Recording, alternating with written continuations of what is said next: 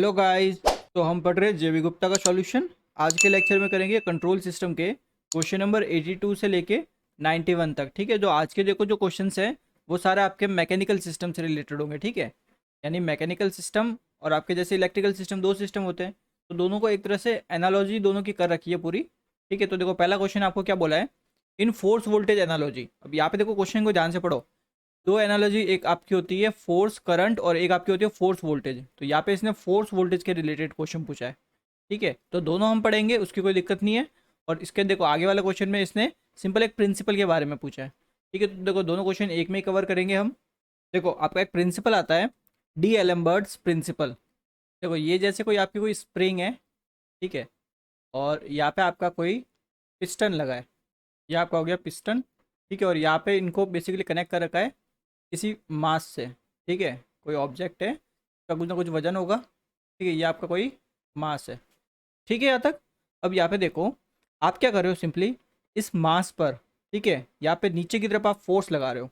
ठीक है, नीचे की तरफ आप फोर्स लगा रहे हो, यानी नीचे की तरफ आप इसको खींच रहे हो, यानी कोई एक्सटर्नल फोर्स आप लगा रहे हो। तो एक्सटर्नल फोर्स से लगाओगे तो ये मास कुछ ना कुछ नीचे आएगा, यानी इनिशियली देखो किसी ना किसी डिस्टेंस पे होगा, उस पोजीशन से जब उसको खींचोगे तो वो नीचे आ जाएगा। ठीक है, तो कितना नीचे आया वो चलो हम यहाँ पे लिख लेते हैं कि ये आपका एक्स ऑफ टी डिस्टेंस नीचे आया है। ठीक है, या फिर सिंपल आप एक्स डिस्टेंस भी लिख सकते हो। ये चीज़ आपकी क्लियर हो गई। अब देखो आपने ये एक्सटर्नल फोर्स लगाया है एफ टी। अब इस फोर्स का देखो, जब आप इसको नीचे खींचोगे ऑब्जेक्ट को इस फोर्स से, तो ये स्प्रिंग क्या करेगी, उसको ऊपर खींचने को ट्राई करेगी। स्प्रिंग इसका बेसिकली अपोज करेगी, इसको रजिस्ट करेगी, इस फोर्स को रजिस्ट करेगी। वैसे ये जो आपका डैम्पिंग है, इसको बेसिकली पिस्टन बोलोगे, ये भी आपका रजिस्ट करेगा इस फोर्स को। यानी आप उसको नीचे खींचोगे ना, तो ये दोनों ही आपकी जो स्प्रिंग और ये आपका जो पिस्टन है, ये उसको नीचे खींचने नहीं देगा आपको, ये ऊपर की तरफ खींचेगा। उसका क्या करेगा, रजिस्ट करेगा, या फिर बोल सकते हो अपोज करेगा। ठीक है चीज़। और ऐसे ही देखो, जैसे आप कोई भी आपने न्यूटन का फर्स्ट लॉ पढ़ा होगा, ठीक है, लॉ ऑफ इनर्शिया।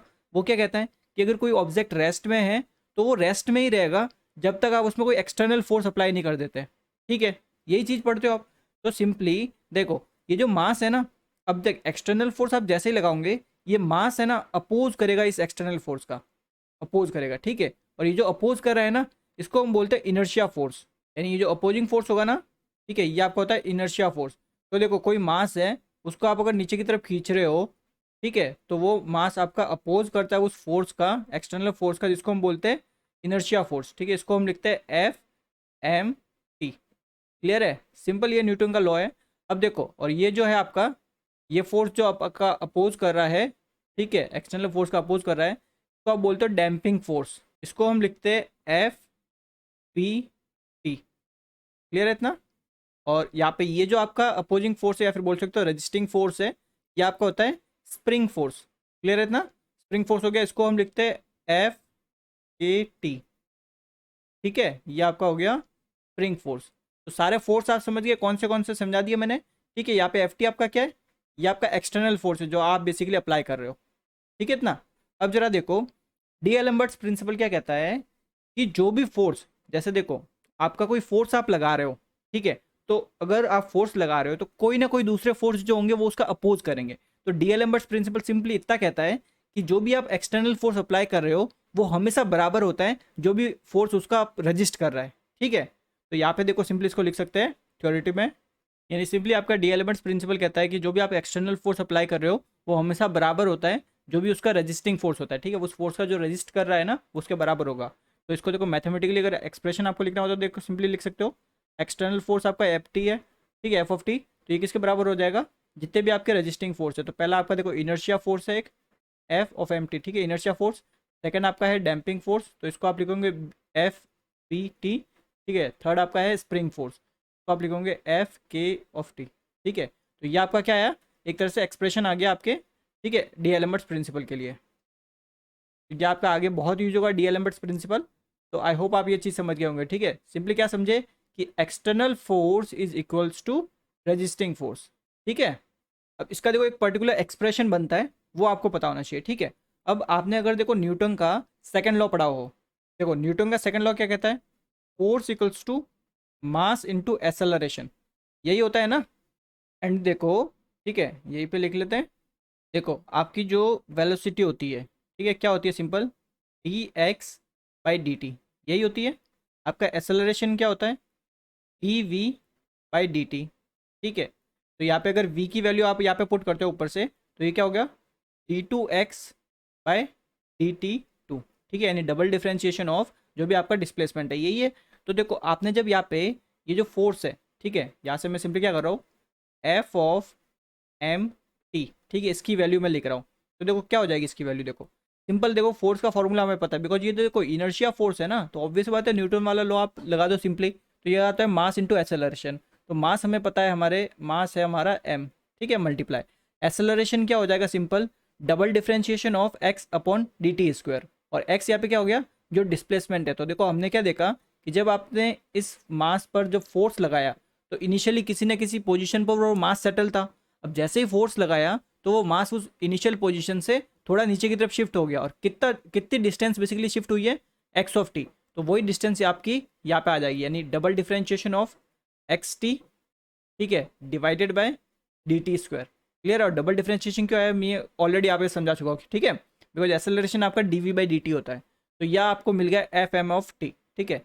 ऐसे देखो दूसरा, अगर मैं एफ बी ऑफ टी निकालता हूँ, यह आपका होता है डैम्पिंग फोर्स, ठीक है। डैम्पिंग फोर्स आपका होता है, देखो सिंपली आपका जो भी डैम्पिंग कांस्टेंट है, या फिर इसको बोल सकते हो डैम्पिंग कोफिशिएंट भी बोलते हैं, ठीक है, बी मल्टीप्लाई विथ आपका आ जाएगा जो डिस्टेंस है, ठीक है, जितना डिस्प्लेसमेंट हुआ है उसका डिफरेंशिएशन, ये हो गया एफ बी ऑफ टी, ठीक है।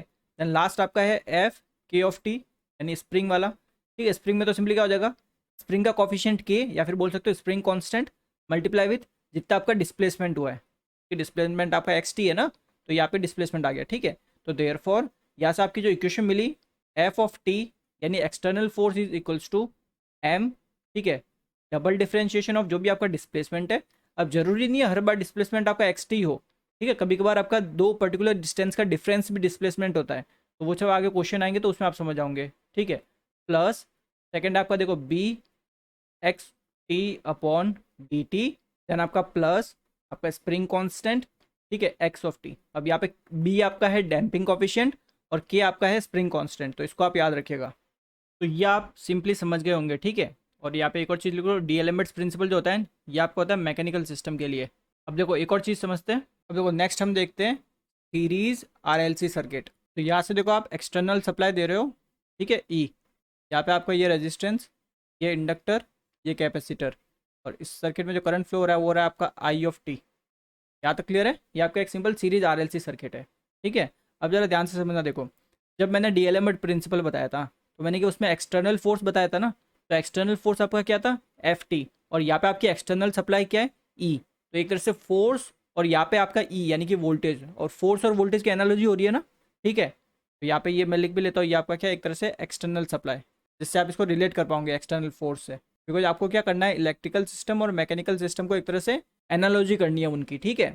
तो यहाँ पे देखो सिंपली आप क्या कर सकते हो, अगर मैं एक्सटर्नल सप्लाई जो है, ठीक है, ई वोल्टेज, इसकी वैल्यू निकालता हूँ, तो देखो कितनी आएगी, जो भी रेजिस्टेंस के अक्रॉस ड्रॉप होगा, यानी करंट इंटू आर, ठीक है, प्लस देन आपका आ गया इंडक्टर, तो इंडक्टर में आ जाएगा L d i by D t, then आपका आ जाएगा प्लस कैपेसिटर में सिंपली हो जाएगा वन अपॉन सी, ठीक है, one upon C integration I dot D T, यही मिलेगा, ठीक है। अब देखो सिंपली क्या करते हैं, पुट आई, करंट क्या होता है आपका, सिंपल रेट ऑफ चार्ज, ठीक है, यानी D Q by D T, यही होता है, इसको हम सिंपली पुट कर देते हैं, ठीक है। तो यहाँ से देखो देयरफॉर आपका जो वोल्टेज आएगा यानी external supply E equals to क्या आ जाएगी, सिंपल देखो यहाँ पे ये आपका हो जाएगा, देखो R into D Q by D T, plus यहाँ पे आपका हो जाएगा देखो L double differentiation of charge divided by D T का स्क्वायर, ठीक है, प्लस यहाँ पे देखो मैं पुट करूँगा, तो डिफ्रेंशिएशन का इंटीग्रेशन क्या हो जाता है, बेसिकली दोनों ये नलिफाइड हो जाते हैं, ठीक है। तो यहाँ पे सिंपल आ जाएगा आपका क्यू, तो ये आपका आ गया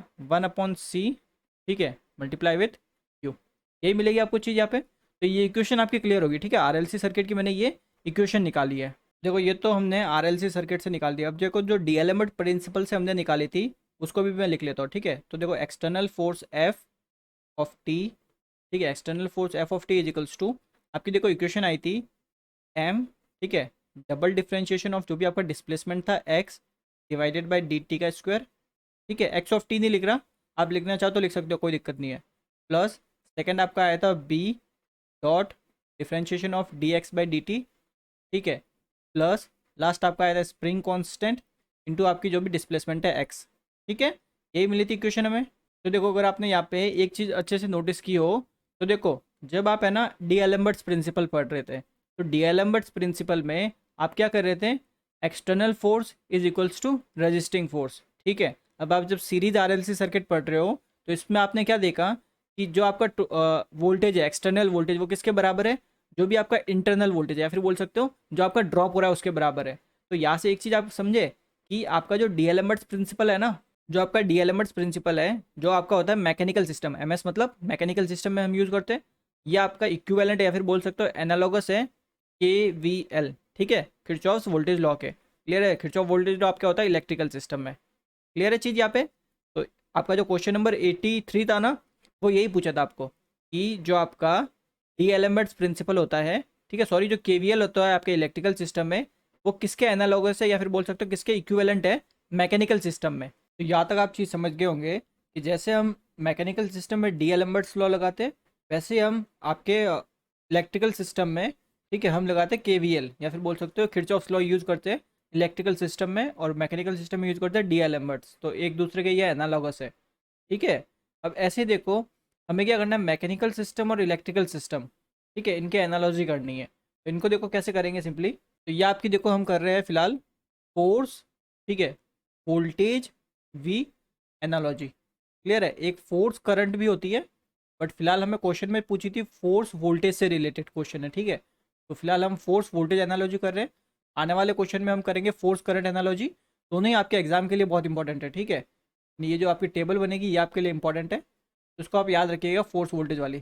ठीक है, इक्वेशन में दोनों ऑलरेडी समझा चुका हूँ। ये हमने क्या निकाली थी, मैकेनिकल सिस्टम के लिए निकाली थी। ठीक है, और ये हमने निकाली थी इलेक्ट्रिकल सिस्टम के लिए।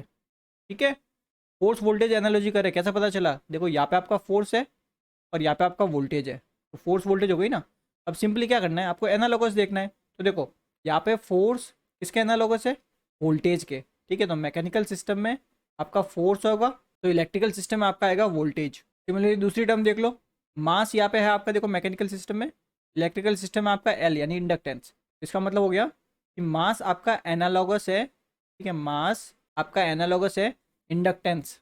ठीक है, इलेक्ट्रिकल सिस्टम में जो इंडक्टेंस होता है उसके एनालॉगस है।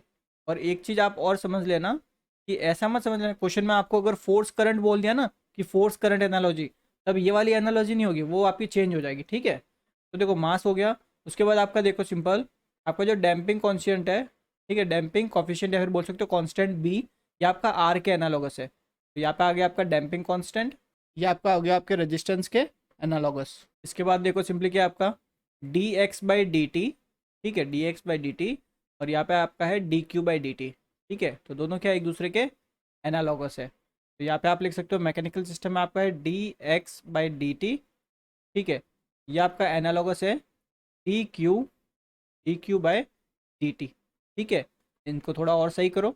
dx/dt क्या होता है आपका, सिंपल आपकी वेलोसिटी होती है। ठीक है, वेलोसिटी का मतलब हुआ कि मैकेनिकल सिस्टम में वेलोसिटी एनालॉगस होती है किसके, dq/dt आपका होता है करंट, तो सिंपल किसके एनालॉगस हो गई, करंट के एनालॉगस हो गई। ठीक है, ये भी आपके लिए इंपॉर्टेंट है। अब देखो आगे क्या बचा, और आपका देखो जो k है यानी स्प्रिंग कांस्टेंट, ये आपका देखो किसके एनालॉगस है, 1/c के। ठीक है, तो स्प्रिंग कांस्टेंट ये आपका है 1/c। ठीक है, यानी इनवर्स ऑफ कैपेसिटेंस। और लास्ट आप देख सकते हो आपका x एनालॉगस है q के। x आपका होता है डिस्प्लेसमेंट। ठीक है, यानी कितना आपका मास डिस्प्लेस हुआ है जब आपने एक्सटर्नल फोर्स अप्लाई किया है। तो ये सारे आपको याद रखना है। ठीक है, एनालॉगस। अब सिंपली क्या करते हैं, क्वेश्चन चेक करते हैं। देखो आपका क्वेश्चन है इन फोर्स वोल्टेज एनालॉजी। ठीक है, तो इसने पहले ही बोल दिया कि आपको देखनी है फोर्स वोल्टेज एनालॉजी। ठीक है, फोर्स करंट की बात नहीं कर रहा, फोर्स वोल्टेज की बात कर रहा है। और फोर्स वोल्टेज में हम ऑलरेडी देख चुके चीज़ें कि जैसे आपका देखो, अगर आप डिस्प्लेसमेंट की बात करते हो एक्स की, ठीक है, तो जो डिस्प्लेसमेंट है ये आपका एनालॉगस किससे होता है, यहाँ पे मैकेनिकल सिस्टम है और एक साइड आपका इलेक्ट्रिकल सिस्टम है। ठीक है, आपका जो डिस्प्लेसमेंट है ये आपका एनालॉगस होता है चार्ज के, क्यू के यानी कि। ठीक है, देन हमने देखा था मास। ठीक है, मास हमारा एनालॉगस हो रहा था इंडक्टेंस के। ठीक है, यानी एल के, यही था। उसके बाद हमने क्या देखा था कि आपका जो वेलोसिटी है यानी मैकेनिकल सिस्टम में जो आपकी वेलोसिटी है वो आपकी एनालॉगस हो रही थी करंट के, यानी कि आई। यहाँ तक ठीक है। और क्या बच गया आपका, जो आपका डैम्पिंग कांस्टेंट था यानी बी। ठीक है, मैकेनिकल सिस्टम में जो आपका डैम्पिंग कांस्टेंट था वो आपका एनालॉगस हो रहा था रेजिस्टेंस के यानी आर। क्लियर है, यही चीज़ें हो रही थी। तो क्वेश्चन में ऑप्शंस में चेक कर लो सिंपली कौन सा करेक्ट है। ठीक है, देखो force is analogous to current, तो ये तो वैसे ही गलत हो गया। क्वेश्चन ही बोल रहा है फोर्स वोल्टेज एनालॉजी की, तो फोर्स वोल्टेज एनालॉजी में आपका फोर्स किसके होता है। ठीक है, फोर्स वोल्टेज एनालॉजी में हमने ऑलरेडी देख लिया, फोर्स आपका एनालॉगस होता है वोल्टेज के, बट ये बोल रहा है force is analogous to current, तो ये आपका गलत हो गया। ठीक है, दूसरा देखो mass is analogous to capacitance, ये भी आपका गलत हो गया, बिकॉज हमने क्या देखा था कि आपका जो स्प्रिंग कांस्टेंट होता है के, ठीक है, ये हमारा एनालॉगस हो रहा था इनवर्स ऑफ कैपेसिटेंस यानी 1/c के। ठीक है, तो इसलिए ये गलत हो गया। सी देखो velocity is analogous to current, तो ये आपका सही है। देखो वेलोसिटी आपका एनालॉगस होती है करंट के। ठीक है, ये हम ऑलरेडी देख चुके। क्या मिला था, D Q by D T analogous to D x by D T आपको मिला था। लास्ट वाला ऑप्शन वैसे गलत है।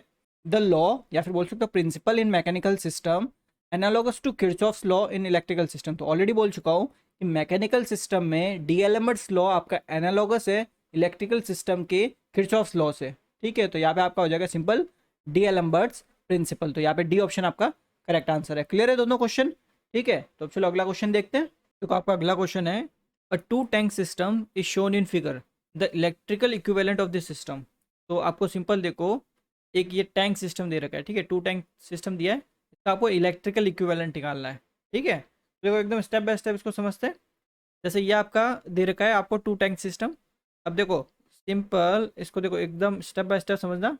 जैसे यहाँ से देखो आपका क्या आ रहा है, टैंक है, तो ऑब्वियस बात है यहाँ से आपको पानी आ रहा होगा। ठीक है, यानी कि यहाँ से आप क्या कर रहे हो, सप्लाई कर रहे हो। यहाँ पे आप लिख सकते हो कि यहाँ से आप सिंपली पानी को सप्लाई कर रहे हो। ठीक है, तो देखो यहाँ पे अगर मैं स्टेप बाय स्टेप लिखता हूँ, सबसे पहले आपने क्या पानी सप्लाई की। ठीक है, तो अगर आप सप्लाई करते हो तो देखो सप्लाई की आपने, अब इसको आपको इलेक्ट्रिकल नेटवर्क में बनाना है। तो सोचो इलेक्ट्रिकल नेटवर्क में आप क्या चीज़ देते हो, एक्सटर्नली क्या अप्लाई करते हो, वोल्टेज अप्लाई करते हो।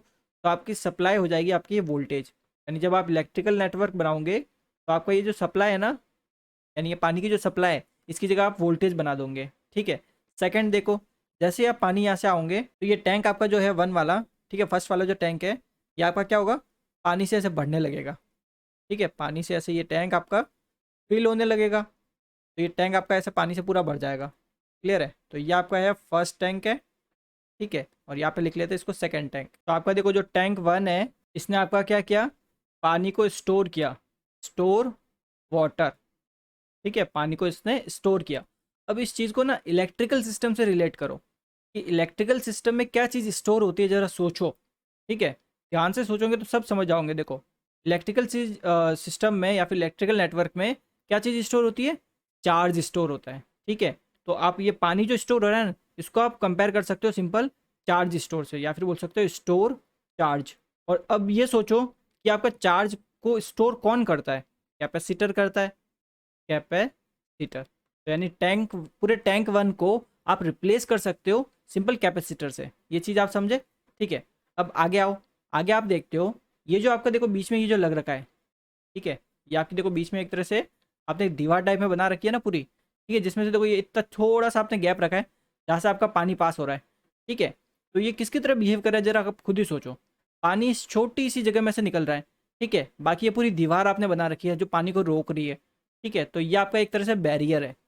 ठीक है, बैरियर यानी एक तरह से रुकावट का काम कर रही है। ठीक है, तो यहाँ से आप क्या समझते हो कि आपका जो बैरियर है ना, बैरियर, ठीक है, टू टैंक सिस्टम में आपका बैरियर है जो पानी को रोक रहा है।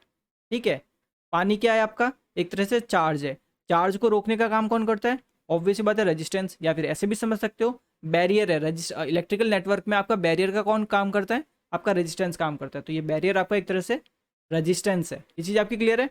अब देखो यहाँ पे ये पानी यहाँ पे भी भरेगा। ठीक है, यहाँ पे भी आपका पानी भरने लगेगा टैंक टू में। ठीक है, तो टैंक टू में अगर पानी भरेगा तो यहाँ पे आप लिख सकते हो कि टैंक टू जो है, ठीक है, ये भी आपका एक तरह से क्या होगा, पानी को स्टोर कर रहा है, स्टोर वाटर। तो सिंस इसको आप इलेक्ट्रिकल सिस्टम से कंपेयर करोगे तो ऑब्वियस बात है स्टोर चार्ज। ठीक है, चार्ज आपका स्टोर हो रहा है, तो आपके चार्ज को स्टोर करने का काम कौन करता है, कैपेसिटर। तो ये आपका हो गया कैपेसिटर। ठीक है, अब लास्ट यहाँ पे देखो ये आपकी जो दीवार है, ठीक है, ये आपकी दीवार है, इसमें भी देखो थोड़ा थोड़ा पानी यहाँ से निकल रहा है। ठीक है, थोड़ा थोड़ा पानी यहाँ से निकल रहा है। तो ये जो बड़ी दीवार है ये एक तरह से किस तरह बिहेव कर रही है, ये आपका एक बैरियर की तरह बिहेव कर रही है। ठीक है, बैरियर। क्लियर है चीज़। तो यहाँ पे आप सिंपली लिख सकते हो लास्ट आपका जो ये बैरियर था, बैरियर तो मैं लिख चुका ऑलरेडी, रेजिस्टेंस है, तो डायरेक्ट सर्किट बनाते हैं, ठीक है। सप्लाई आपका एक वोल्टेज है, तो देखो सिंपल एक जैसे ये मैंने ऐसे सप्लाई बना दी, ठीक है। यहाँ से आपका ये सप्लाई हो गई वोल्टेज। अब देखो सबसे पहले हमारा क्या आया, T1 टैंक आया, ठीक है, जो आपके पानी को स्टोर कर रहा है। हमने इसको इलेक्ट्रिकल सिस्टम से कंपेयर किया कि इलेक्ट्रिकल सिस्टम में क्या चीज़ स्टोर होती है, तब हमें पता चला कि चार्ज स्टोर होता है। फिर हमने सोचा कि चार्ज को स्टोर कौन करता है, कैपेसिटर करता है, तो चलो कैपेसिटर बना देते हैं। यानी टैंक 1 आपका एक कैपेसिटर की तरह बिहेव कर रहा है, तो ये आपका एक कैपेसिटर हो गया, ठीक है। आगे देखो फिर हमारा एक बैरियर आ गया। बैरियर हमारा क्या होता है इलेक्ट्रिकल सिस्टम में, एक तरह से रेजिस्टेंस होता है, तो ये हमारा यहाँ पे रेजिस्टेंस हमने बना दिया, ठीक है, ये आपका रेजिस्टेंस हो गया। क्लियर है। इसके बाद हमने क्या देखा, टैंक 2 आया हमारा। टैंक 2 क्या कर रहा है, पानी को स्टोर कर रहा है। पानी को स्टोर कौन करता है, एक तरह से इलेक्ट्रिकल सिस्टम से इसको कंपेयर करते हो तो चार्ज होता है वो, ठीक है, तो कैपेसिटर करता है। तो यहाँ पे एक और आपका कैपेसिटर आ गया, ये आपका कैपेसिटर आ गया। इसके बाद हमने देखा एक और बैरियर आ गया। बैरियर क्या होता है, एक तरह से रेजिस्टेंस, तो यहाँ पे आपका ये रेजिस्टेंस हो जाएगा, ठीक है, तो ये आपका रेजिस्टेंस हो गया। ये नेटवर्क आप ऐसे पूरा बना दो, ठीक है, ऐसा कुछ आपका नेटवर्क बन जाएगा। तो रेजिस्टेंस को यहाँ पे बनाने की जगह आप सिंपली ऐसे यहाँ पे भी बना सकते हो, ठीक है। तो ये आपका क्या बन जाएगा, जो आपको ब्लॉक दिया, 2 टैंक सिस्टम दिया है, उसका आपका सर्किट ये बन जाएगा, ठीक है। तो कौन सा मैच कर रहा है देख सकते हो, आपका यहाँ पे सी वाला ऑप्शन करेक्ट आंसर है। क्लियर है चीज़ ये, आपको सिंपल रिलेट करना आना चाहिए मैकेनिकल सिस्टम को इलेक्ट्रिकल सिस्टम से, वहाँ से आप चीज़ें समझ जाओगे, ठीक है। अगला क्वेश्चन करते हैं। Consider the following mechanical system shown in the diagram, which one of the following circuit shows the correct force current analogous electrical circuit for mechanical diagram. तो यहाँ से देखो ध्यान से पढ़ो, फोर्स, देखो फोर्स करंट एनालॉगस, ठीक है। फोर्स वोल्टेज के लिए तो मैं आपको ऑलरेडी बता चुका हूँ, बट यहाँ पे है फोर्स करंट एनालॉगस है, तो पहले आपको फोर्स करंट एनालॉगस के लिए पैरामीटर्स आपको पता करने पड़ेंगे कि क्या चीज़ किसके एनालॉगस होती है, ठीक है। फोर्स वोल्टेज के लिए तो हम देख चुके हैं, फोर्स करंट के लिए भी देख लेते हैं। तो देखो सिंपल पैरेलल आरएलसी नेटवर्क से आएगी ये चीज़। देखो यहाँ से आप करंट दे रहे हो, ये आपका हो गया रेजिस्टेंस, ये आपका इंडक्टर, ये आपका कैपेसिटेंस, यहाँ तक ठीक है आपका। अब देखो यहाँ पे सिंपल आप क्या करो, देखो जैसे आपका करंट है, ठीक है, करंट आई, इसकी मेरे को वैल्यू निकालनी है, तो कैसे निकालूंगा, जो भी रेजिस्टेंस के थ्रू करंट है, जो भी इंडक्टर के थ्रू करंट है, जो भी कैपेसिटर के थ्रू करंट है, इन सब का सम होगा, ठीक है। तो देखो रेजिस्टेंस के थ्रू करंट अगर मेरे को निकालना है, तो मैं ऐसा मान लेता हूँ कि आपका जो वोल्टेज है ना, यानी ये पूरा जो वोल्टेज है इनके बीच में, ये आपका ई वोल्टेज है, ठीक है। तो यहाँ से मेरे को मिल जाएगा, देखो रेजिस्टेंस के थ्रू मेरा करंट जाएगा E/R, ठीक है, प्लस इंडक्टर के थ्रू मेरे को करंट निकालना है, इजीली निकाल सकता हूँ। देखो इंडक्टर के अक्रॉस वोल्टेज कितना होता है, L/di/dt, ठीक है। यहाँ से अगर करंट निकालूंगा तो कितना आएगा, करंट इक्वल्स टू 1/L, ठीक है, वोल्टेज डॉट dt, ये कुछ ऐसा आपको मिलेगा, ठीक है। तो यहाँ से आपका आ जाएगा, देखो 1/L, ठीक है, 1/L integration E dot D T, because E हमारा वोल्टेज है इसके अक्रॉस, ठीक है, ऑलरेडी देखो मैंने यहाँ पे ई लिख रखा है, ठीक है इतना। अब बचा क्या, कैपेसिटर, ठीक है, तो कैपेसिटर का भी आप निकालो ऐसे ही। कैपेसिटर का आपका आ जाएगा सिंपल C/dE/dt, ठीक है, ये आएगा।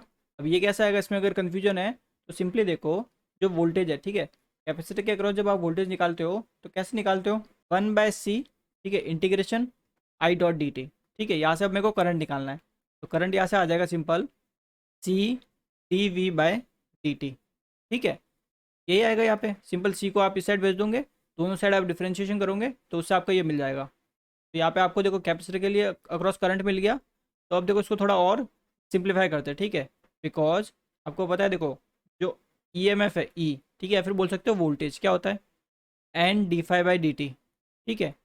मान लो N की वैल्यू 1 है, तो यहाँ पे आपको हो गया ये dϕ/dt, ठीक है। अब सिंपली क्या करो, E की जगह ये वैल्यू पुट कर दो, तो यहाँ से आपको देखो जो करंट की इक्वेशन है I की क्या मिलेगी, देखो यहाँ पे आपको मिल जाएगा 1/R dϕ/dt, ठीक है, प्लस यहाँ पे आपको कितना मिल जाएगा, देखो 1/L, ठीक है। देखो यहाँ पे डिफरेंशिएशन पुट करोगे ना, तो डिफरेंशिएशन और इंटीग्रेशन एक तरह से नलीफाइड हो गया, ठीक है, सिंपल आपको 5 मिल जाएगा। तो यहाँ पे आपका आ जाएगा 5, ठीक है, प्लस यहाँ पे आ गया देखो C, ये आपका हो जाएगा d2φ/dt2। तो ये इक्वेशन आपको मिल गई, ठीक है, करंट की। इस इक्वेशन को अगेन आप रीअरेंज कर सकते हो, कोई दिक्कत नहीं होनी चाहिए आपको। तो इसको देखो मैं रीअरेंज कर देता हूँ, ये आप क्या है, देखो capacitor double differentiation of dϕ/dt का स्क्वायर, ठीक है, प्लस 1/R dϕ/dt, ठीक है, प्लस 1/L इंटू फाइव। ये इक्वेशन क्लियर है। तो ये तो आपको किस में मिली है, इलेक्ट्रिकल सिस्टम में, ठीक है। अब मैकेनिकल सिस्टम में हमने ऑलरेडी देख चुका है कि F of T is equals to, यहाँ पे आपका आया एम, ठीक है, डबल डिफ्रेंशिएशन ऑफ एक्स जो भी आपका डिस्प्लेसमेंट है, D T plus B D x by D T plus spring constant के मल्टीप्लाई विथ एक्स, ठीक है। ये आपकी हो गई मैकेनिकल सिस्टम के लिए। अब सिंस हमें देखो क्वेश्चन में हमने पढ़ा था क्या था, फोर्स करंट एनालॉजी, तो हमने क्या किया, पैरेलल आरएलसी सर्किट लिया, वहाँ से करंट की वैल्यू निकाली, ठीक है, करंट की वैल्यू निकाली। तो अब देखो ये आपका ये करंट है आई, यहाँ पे आपका फोर्स है, इन दोनों की अगर एनालॉजी करोगे तो फोर्स करंट एनालॉजी मिल जाएगी ना। जैसे हमने लास्ट टू लास्ट क्वेश्चन में फोर्स और वोल्टेज वाला देखा था, तो वोल्टेज के लिए सीरीज आरएलसी सर्किट हमने यूज़ किया था, उसमें वोल्टेज निकला था, तो फोर्स और वोल्टेज वाली एनालॉजी वहाँ पे हो गई, ठीक है। और फोर्स और करंट की करनी है इसलिए हमने पैरेलल आरएलसी नेटवर्क यूज़ किया है, ठीक है। तो ये आपकी देखो दोनों इक्वेशन यहाँ पे हो गई, ठीक है, ये आपकी इक्वेशन हो गई मैकेनिकल सिस्टम के लिए, और ये आपकी हो गई इक्वेशन इलेक्ट्रिकल सिस्टम के लिए, ठीक है। यहाँ पे आपका देखो फोर्स है, यहाँ पे आपका करंट है, ठीक है। तो यहाँ से आप चीज़ समझ गए कि ये जो टेबल हम बना रहे हैं ये आपकी बना रहे हैं फोर्स करंट एनालॉजी के लिए, ठीक है, फोर्स करंट एनालॉजी है। तो दोनों चीज़ें आपके लिए इंपॉर्टेंट है, फोर्स करंट वाली भी और फोर्स वोल्टेज वाली भी, ठीक है, बिकॉज क्वेश्चन में कभी कभार मेंशन कर देता है कि क्या चीज़ पूछी है, तो ये टेबल भी इंपॉर्टेंट होगी। तो यहाँ से समझ गए कि फोर्स और करंट की हो रही है। तो अगर मैकेनिकल सिस्टम में अगर फोर्स की बात करते हो तो इलेक्ट्रिकल सिस्टम में होगी आपकी करंट, जबकि आपने देखा था फोर्स वोल्टेज में करंट किसके हो रहा था, आपके वेलोसिटी के हो रहा था, ठीक है। तो ये चेंज है उसमें और इसमें। अब देखो आगे मास आपका देखो यहाँ पे किससे, कैपेसिटेंस, ठीक है। आगे देखो आपका जो डैम्पिंग कॉम्फिशिएंट है ये आपका है 1/r यानी कंडक्टेंस के। आगे आप देख सकते हो D x by D T, ठीक है, और यहाँ पे क्या D five by D T, clear है चीज़ ये। तो यहाँ से आपको मिल गया देखो D x by D T, और आपको इलेक्ट्रिकल सिस्टम में मिल रहा है D five by D T, D five by D T, ठीक है। तो यहाँ से हमें पता है कि D x by D T हमारी होती है वेलोसिटी, ठीक है। और यहाँ से ये हमारा क्या होता है, इसको देखो D five by D T को फ्लक्स लिंकेज लिख सकते हो, फ्लक्स लिंकेज, ठीक है, फ्लक्स लिंकेज लिख सकते हो। या फिर आप जैसे E equal to N D five by D T किया था हमने, तो इसको ई एम एफ से भी आप रिलेट कर सकते हो, ठीक है। तो वेलोसिटी आपकी हो गई फ्लक्स लिंकेज से रिलेटेड है। आगे देखो क्या बचा, ये आपका जो स्प्रिंग कांस्टेंट है ये आपका है 1/L। लास्ट आपका देखो आपका जो डिस्प्लेसमेंट है x, ये आपका किसके, देखो फ्लक्स के, यानी कि आपका जो डिस्प्लेसमेंट है ये आपका हो गया फ्लक्स के रिलेटेड, ठीक है, फ्लक्स के एनालॉगस हो गया। तो ये आपको एनालॉगस चीज़ें याद रखनी है, ये टेबल भी आपके लिए इंपॉर्टेंट है। अब इस टेबल की मदद से हम ये वाला क्वेश्चन सॉल्व करेंगे, ठीक है। तो देखो हमने फोर्स करंट एनालॉजी ऑलरेडी कर दी है, ठीक है। फोर्स करंट एनालॉजी क्वेश्चन में इसने मेंशन कर रखा था फोर्स करंट एनालॉजी, इसलिए हमने फोर्स करंट एनालॉजी कर दी। अब इसने बोला था कि ये आपको एक मैकेनिकल सिस्टम दिया है, ठीक है, इसका आपको इलेक्ट्रिकल इक्विवेलेंट निकालना है, यहाँ तक ठीक है। तो ये आपका देखो मैकेनिकल सिस्टम है। और देखो जब हमने फोर्स करंट एनालॉजी की थी, ठीक है, यहाँ पे मैं एक बार लिख लेता हूँ आपके सामने, ताकि जब मैं चेंज करूँगा तब आप कंफ्यूज ना हो। देखो फोर्स करंट एनालॉजी में हमने देखा कि जो फोर्स है ये आपका एनालॉगस हो गया करंट के, फोर्स आपके करंट के एनालॉगस हो गया, ठीक है। देन आपका जो मास है, ठीक है, मास आपका कैपेसिटेंस के एनालॉगस हो गया सी। देन आपका जो डैम्पिंग कांस्टेंट है बी, डैम्पिंग कांस्टेंट आपका बी एनालॉगस हो गया 1/r के यानी कंडक्टेंस के, ठीक है। देन आपका है स्प्रिंग कांस्टेंट के, ये आपका एनालॉगस हो गया 1/L के, ठीक है। ये चीज़ आपकी क्लियर है। ये कुछ मैं आपको ऑलरेडी बता चुका कैसे एनालॉगस होता है, ठीक है, ये सब चीज़ें बता सको। अब सिंपल इस क्वेश्चन को सॉल्व करना है, यहाँ पर मैकेनिकल सिस्टम दे दिया, इसको इलेक्ट्रिकल सिस्टम में या फिर इलेक्ट्रिकल नेटवर्क में कन्वर्ट करना है, ठीक है। तो यहाँ पे आपका कोई फोर्स अप्लाई हो रहा है, ठीक है, यहाँ पे आपका कुछ ना कुछ फोर्स अप्लाई हो रहा है। तो सिंपली क्या करो, इस फोर्स को देखो, एनालॉगस देखो किसके होता है, ये करंट के एनालॉगस है। तो सिंपल यहाँ पे आप क्या करोगे, एक करंट बना दोगे, ठीक है। कैसे देखो, सिंपली क्या करना है, फोर्स है, फोर्स की जगह आपको इलेक्ट्रिकल सिस्टम में करंट एनालॉगस होता है, इसलिए करंट यहाँ पे बना दो, करंट सोर्स एक, ये आपका करंट सोर्स हो गया, ठीक है। ये तो आपने क्या किया, फोर्स से रिलेटेड एनालॉगस बनाया। इसके बाद देखो क्या आपका M1 है, मास हमने देखा कैपेसिटर के एनालॉगस होता है, तो सिंपल एक कैपेसिटेंस बना दो। तो यहाँ पे ये आपका एक कैपेसिटेंस हो गया, ठीक है। सिंस M1 है तो इसको आप C1 लिख सकते हो, यहाँ तक क्लियर आपका। इसके बाद देखो, इसके बाद आपका क्या आ रहा है, देखो एक तो ऊपर तो स्प्रिंग आ रही है और नीचे आपका देखो एक तो आपका डैम्पिंग कांस्टेंट और एक स्प्रिंग, और दोनों ही चीज़ें देखो ये क्या है, दोनों पैरेलल में, ठीक है, दोनों आपके पैरेलल में। तो आप पैरेलल में बनाओगे, ठीक है ना। तो पैरेलल में कैसे बनाएंगे, देखो यहाँ से मैं लाइन ड्रॉ कर देता हूँ और दो ऐसे ब्रांच निकाल देता हूँ, ठीक है, पैरेलल में। अब देखो ऊपर आपकी क्या है, एक स्प्रिंग है K1, ठीक है। तो स्प्रिंग को किससे रिप्लेस किया जाता है, यानी देखो जो के है ना, ये किसके एनालॉगस होता है, 1/L, यानी इंडक्टर के एनालॉगस होता है। तो यहाँ पे एक इंडक्टर बना दो, ठीक है। अब नीचे देखो क्या आपका, नीचे आपका डैम्पिंग कांस्टेंट है बी, बी आपके किसके इक्विवेलेंट होता है, 1/R के। तो आपको रेजिस्टेंस बनाना पड़ेगा, तो ये आपने रेजिस्टेंस बना दिया, ठीक है। इसके बाद देखो इसके साथ सीरीज में स्प्रिंग भी है, तो स्प्रिंग को रिप्लेस कर दो इंडक्टर से, तो यहाँ पे ये इंडक्टर हो गया, ठीक है। तो कुछ ऐसा आपका ये डायग्राम बन जाएगा यहाँ तक, ठीक है इतना। अगर आप नेमिंग करना चाहो नेमिंग भी कर सकते हो। सिंपली देखो ऊपर आपका हो जाएगा 1/, ठीक है, इंडक्टर है ना, 1/L1, ठीक है। यहाँ पे हो जाएगा ये B12 है, तो ये आपको लिख सकते हो 1/R12, 1/R12, ठीक है। ये K12 है, उसको आप लिख सकते हो 1/L12, ठीक है। नेमिंग आप पे डिपेंड करता है। अब जैसे ये 1/L1 है, ठीक है, इसको आप कोई नई टर्म बना दो, ठीक है, ऐसे आप चेंज कर सकते हो आपके अकॉर्डिंग। अब तो यहाँ तक बन गया। इसके बाद देखो आपका क्या, मास M2, मास को रिप्लेस करोगे कैपेसिटर से, तो यहाँ पे बना दो कैपेसिटर एक आपका, ठीक है। ये आपका एक और कैपेसिटेंस बन गया कुछ इस तरह, ठीक है। ये आपका हो जाएगा C2। क्लियर इतना। आगे देखो इसके और क्या है, आगे अगर आप ध्यान से देखते हो, एक तो आपका डैम्पिंग कांस्टेंट और एक स्प्रिंग, दोनों ही आपके पैरेलल में, ठीक है। तो सिंपली पैरेलल में हम क्या करेंगे, कनेक्ट करेंगे। तो पहले स्प्रिंग को देख लो, स्प्रिंग यानी K2, K2 देखो स्प्रिंग किससे होती है, इंडक्टर के एनालॉगस होती है, यानी 1/L के एनालॉगस होती है। सिंपली यहाँ पे एक इंडक्टर बना दो आप, ठीक है। तो ये आपने एक इंडक्टर बना दिया, ठीक है। वैल्यू लिखना चाहो तो ये हो जाएगी 1/L2, ठीक है।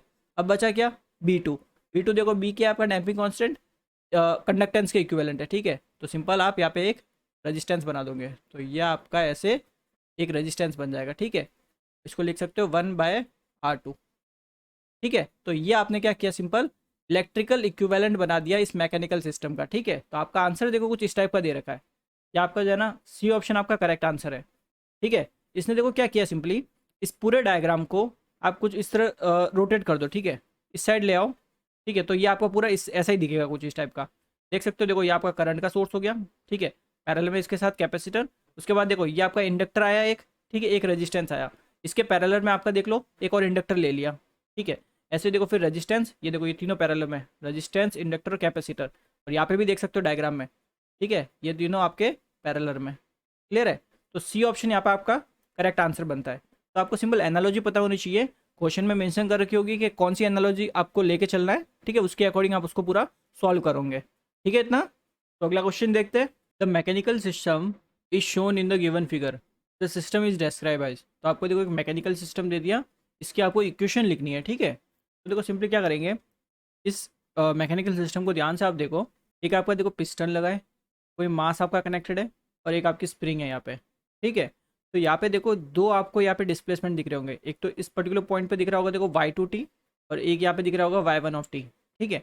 तो यानी ये जब मास लगाया होगा, ठीक है, इस मास के लगाने की वजह से क्या होगा, ये आपका कुछ नीचे की तरफ शिफ्ट हुआ होगा, और वो शिफ्ट आपका हुआ है y2t, ठीक है, इतना डिस्प्लेसमेंट है।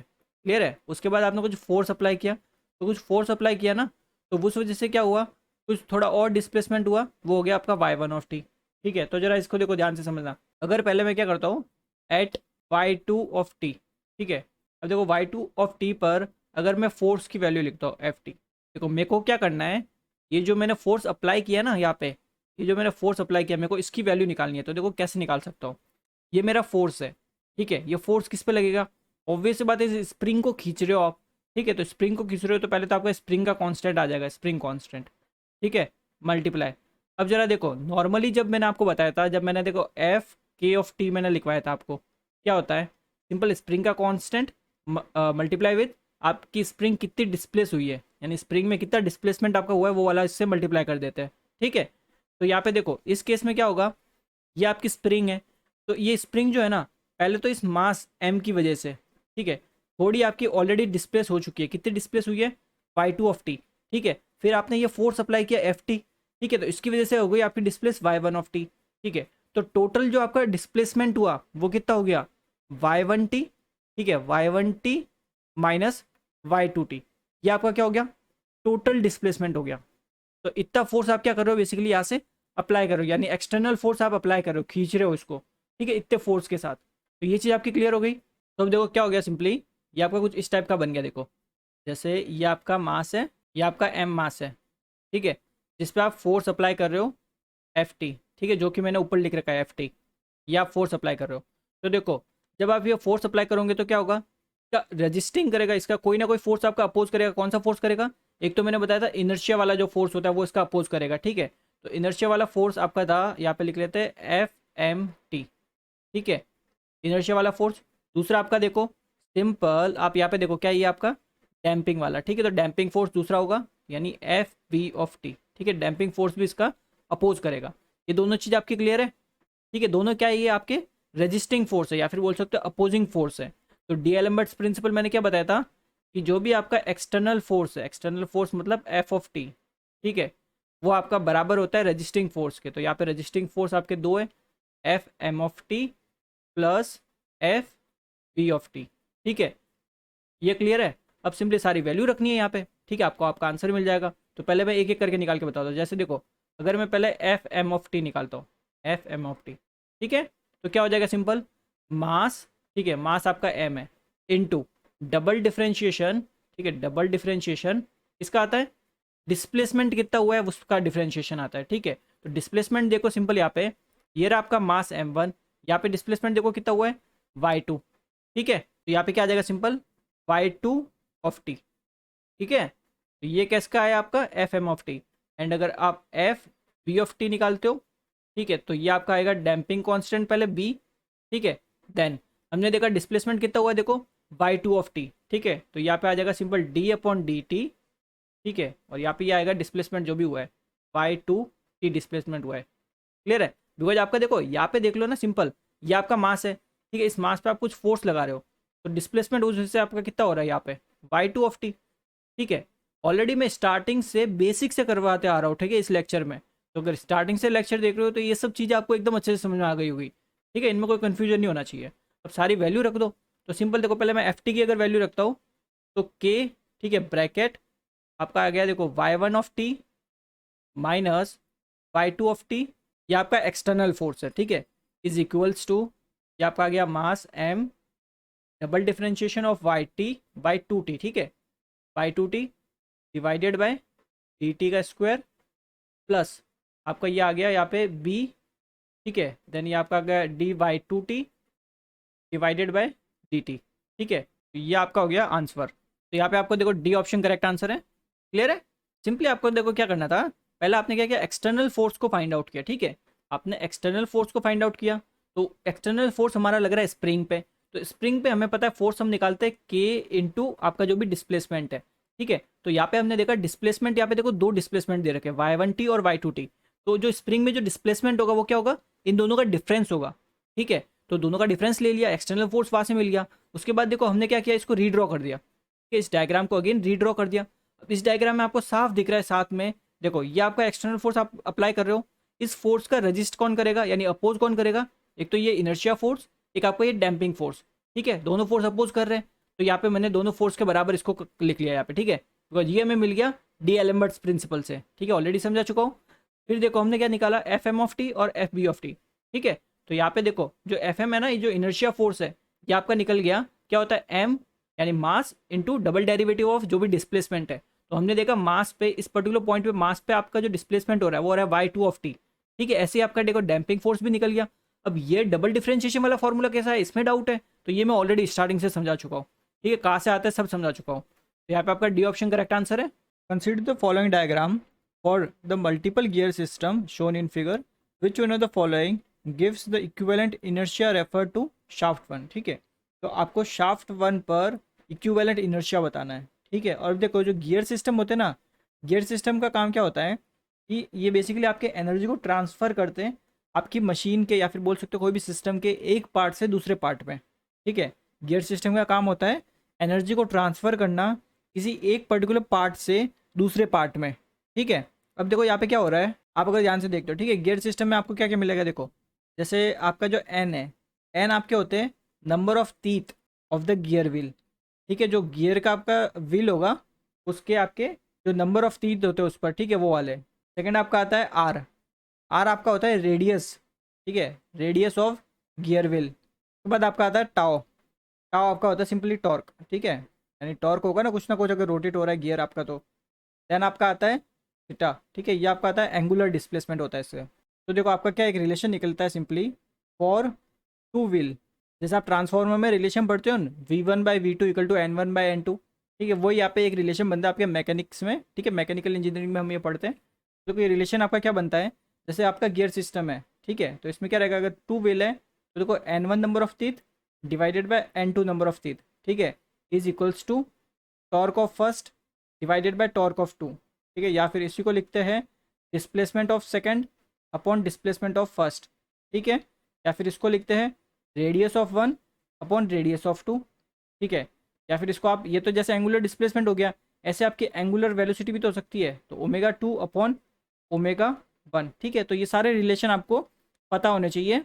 अब देखो लेट्स से इस सिस्टम के लिए आप क्या कर रहे हो, शाफ्ट वन एंड आपका शाफ्ट 2, ठीक है, इसके बीच में ये आप रिलेशन लिख रहे हो, इनके बीच में ये रिलेशन लिखोगे तो क्या हो जाएगा, सिंपली देखो जो भी आपका एंगुलर डिस्प्लेसमेंट है सेकंड में अपॉन एंगुलर डिस्प्लेसमेंट फर्स्ट में, ठीक है, ये आपका बराबर होगा जो भी फर्स्ट में टॉर्क है डिवाइडेड बाय जो भी सेकंड में टॉर्क है, ठीक है, ये आपका बराबर होगा जो भी फर्स्ट में नंबर ऑफ टीथ है डिवाइडेड बाय जो भी आपके सेकंड में नंबर ऑफ टीथ है, यही रिलेशन होगा। तो यहाँ से आप देखो सिंपल, जो आपका एंगुलर डिस्प्लेसमेंट है, ठीक है, सेकंड वाले शाफ्ट में आप ऐसे निकाल सकते हो यहाँ से, तो ये आपको मिल जाएगा N1/N2 इंटू आपका आ जाएगा ये डिफ्लेक्शन 1, ठीक है। अब ऐसे ही देखो बिटवीन शाफ्ट सेकंड एंड आपका शाफ्ट 3, ठीक है, इन दोनों के बीच में अगर आप लिखते हो तो ये रिलेशन कैसे लिखोगे आप, सिंपल देख लो, देखो शाफ्ट 2 और शाफ्ट 3 के बीच में लिख रहे हो, शाफ्ट 2 और शाफ्ट 3 के बीच में देखो नंबर ऑफ टीथ यहाँ पे N3, ठीक है, और इस साइड आपके N4, ठीक है, इतना तो इनके अकॉर्डिंग चलेंगे। तो देखो आप लिख रहे हो सिंपल जो डिफ्लेक्शन है, ठीक है, डिफ्लेक्शन आप लिख रहे हो देखो थर्ड शाफ्ट अपॉन आपका सेकंड शाफ्ट, ठीक है, तो क्या हो जाएगा सिंपल, जो भी आपके नंबर ऑफ टीथ है आपके सेकंड वाले शाफ्ट में, तो देख सकते हो कितने सेकंड वाले शाफ्ट में, ये आपके सेकंड वाले शाफ्ट के होंगे, ठीक है, N3, ये आपका आ जाएगा N3 डिवाइडेड बाय N4, ठीक है, और टॉर्क लिखना चाहो तो टॉर्क भी लिख सकते हो T3 अपॉन T4, ठीक है। अब यहाँ से देखो अगर आप डिफ्लेक्शन की वैल्यू निकालते हो, यानी जो थर्ड वाला शाफ्ट है ना, उसमें आपका डिफ्लेक्शन कितना हो, एंगुलर डिस्प्लेसमेंट कितना होगा, तो यहाँ से निकाल सकते हो, ठीक है, तो ये आपको मिल जाएगा N3/N4 इंटू आपका एंगुलर डिस्प्लेसमेंट सेकंड, ठीक है, तो यहाँ से एंगुलर डिस्प्लेसमेंट देखो ऊपर से रख सकते हो, तो यहाँ से आपको ये वैल्यू मिलेगी N3/N1 divided by N2/N4 into आपका डिफ्लेक्शन 1, यहाँ तक ठीक है आपका। अब देखो आपको क्या निकालना है, शाफ्ट 1 पर इनर्शिया निकालना है इक्विवेलेंट, ठीक है, शाफ्ट 1 पर क्या हो जाएगा, देखो सिंपली जे आपका होता है इनर्शिया, ठीक है, तो देखो पहले तो आपका शाफ्ट 1 का J1, ठीक है, प्लस अब शाफ्ट 1 और शाफ्ट 2 के बीच में होगा, ठीक है, उसको आप लिख लो J2। अब इसके साथ देखो सिंस ये आपका गियर से ड्राइव हो रहा है तो कुछ ना कुछ आपका एंगुलर डिस्प्लेसमेंट होगा, वो एंगुलर डिस्प्लेसमेंट यहाँ पे आपको लिखना पड़ता है, तो वो आपका ये वाला आप लिखोगे N1/N2, ठीक है, ये आपके नंबर ऑफ टीथ का रेशियो, यहाँ पे ये इसका स्क्वायर हो जाएगा, ठीक है, प्लस देन आपका आता है J3, ठीक है। अब ये सिंस आपका क्या है थर्ड वाले शाफ्ट के लिए लिख रहे हो, तो थर्ड वाले शाफ्ट के लिए आपके ये वाली टर्म, ठीक है, बिकॉज देखो यहाँ पे क्या है, सिंपली इन दोनों टर्म को यहाँ पे मल्टीप्लाई किया थर्ड शाफ्ट के लिए, ठीक है, और इन दोनों को यहाँ पे आपने मल्टीप्लाई किया है, तो यहाँ पे आ जाएगा ये N1/N3, ठीक है, डिवाइडेड बाय ये आपका आ गया N2/N4, ठीक है, इसका आपका स्क्वायर, तो ये आपका होगा आंसर। तो इस हिसाब से देख लो आपका आंसर कौन सा मैच कर रहा है, तो ए ऑप्शन यहाँ पे आपका करेक्ट आंसर है। क्लियर है चीज़, तो देखो इसमें थोड़ा आपको कन्फ्यूजन हो रहा होगा कि ये सब कैसे होता है, देखो मैकेनिक्स का पार्ट है बहुत ये। देखो आपका अगला क्वेश्चन है y1 of T and y2 of T are displacement, v1 of T and v2 of T are velocities, ठीक है, which one of the following is the correct free body diagram for the physical system as shown in the figure above.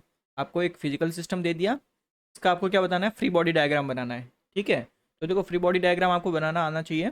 अगर देखो ये question आप direct देख रहे हो, ठीक है, यानी सीधे आप इसी क्वेश्चन पे आ रहे हो, तो उससे पहले देखो आप जो क्वेश्चन मैंने करवाए 82 से लेके, ठीक है, 82 से लेके 86 87 तक, ठीक है, ये सारे क्वेश्चन पहले आप देख लो, उसके बाद ये क्वेश्चन आपको अच्छे से समझ में आएगा, ठीक है, बिकॉज इन क्वेश्चंस में मैंने एकदम बेसिक से चालू किया सारी चीज़ें, ठीक है, स्टेप बाय स्टेप सारी चीज़ें बेसिक से बताते हुए चल रहा हूँ, तो ये क्वेश्चन फिर देखोगे तो आपको अच्छे से समझ में आएगा। तो देखो जैसे सिंपल पहले क्या देखते हैं, एट मास M2, ये आपका मास है M2, ठीक है, तो इस डायग्राम में ध्यान से देखते हो तो देखो इस मास M2 पर एक एक्सटर्नल फोर्स लग रहा है F ऑफ टी, ठीक है, तो ये आपका यहाँ पे मैं बना देता हूँ ऐसे एक्सटर्नल फोर्स, ठीक है, F ऑफ टी, क्लियर है। अब देखो अगर आप एक्सटर्नली कोई फोर्स लगा रहे हो तो ऑब्वियस सी बात है कुछ ऐसे फोर्स भी होंगे जो इस फोर्स का रजिस्ट करेंगे, अपोज करेंगे, ठीक है, विरोध करेंगे। तो कौन से फोर्स होंगे वो देखो यहाँ पे, एक यहाँ पे आपकी स्प्रिंग लगी है, तो एक तो आपका स्प्रिंग वाला फोर्स होगा, ठीक है, तो इस एक्सटर्नल फोर्स का आपका रजिस्ट कर रहा है एक स्प्रिंग फोर्स जिसको आप लिख सकते हो F K2T, ठीक है।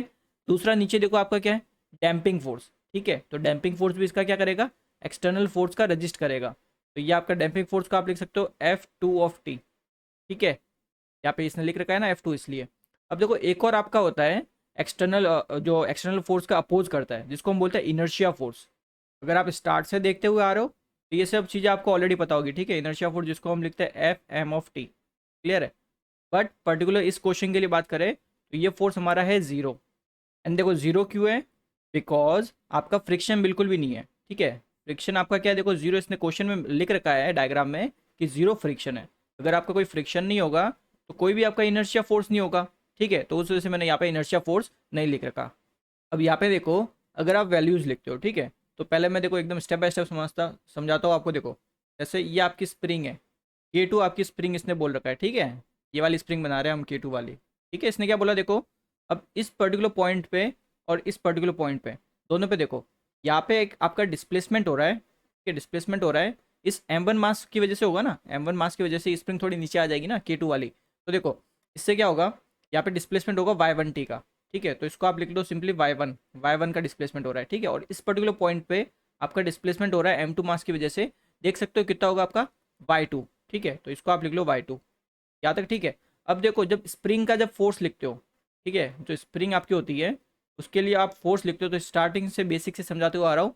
क्या होता है, सिंपल स्प्रिंग के अक्रॉस फोर्स, जो भी स्प्रिंग का जो स्टिफनेस कांस्टेंट होता है जिसको हम स्प्रिंग कॉफिशिएंट भी बोलते हैं K2, ठीक है, इसने दे रखा है, मल्टीप्लाई विथ जितना आपका स्प्रिंग का डिस्प्लेसमेंट हो रहा है।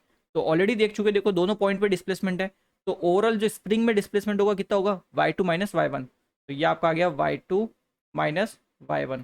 ये चीज़ क्लियर है। तो ये तो हमने निकाल दिया स्प्रिंग वाला फोर्स। एंड दूसरा अगर देखते हो, एंड आप डैम्पिंग फोर्स जो देखते हो F2, ठीक है, ये आपका डैम्पिंग फोर्स है। अब डैम्पिंग फोर्स मैंने बता रखा है कैसे निकालते हैं, सिंपल आपका डैम्पिंग कांस्टेंट या फिर डैम्पिंग कॉफिशिएंट, ठीक है। देन यहाँ पे आपका आ जाएगा देखो ब्रैकेट में डिफ्रेंशिएशन ऑफ, ठीक है। डिफ्रेंशिएशन किसका करते हैं, डिस्प्लेसमेंट का डिफ्रेंशिएशन करते हैं। तो डिस्प्लेसमेंट हमारा देखो इस पर्टिकुलर केस में कितना हो रहा है, यानी इस पॉइंट पे और इस पॉइंट पे, ठीक है। तो एक पॉइंट पे आपका y1 हो रहा है, एक पॉइंट पे y2 हो रहा है। तो सिंपल क्या हो जाएगा, सिंस M2 के यहाँ पे लिख रहे हो ना, तो y2 माइनस y1, तो यहाँ पे डिस्प्लेसमेंट आपका हो गया y2 माइनस y1। ये चीज़ आपकी क्लियर है। तो सिंपल इसका हमने डिफ्रेंशिएशन करना होता है।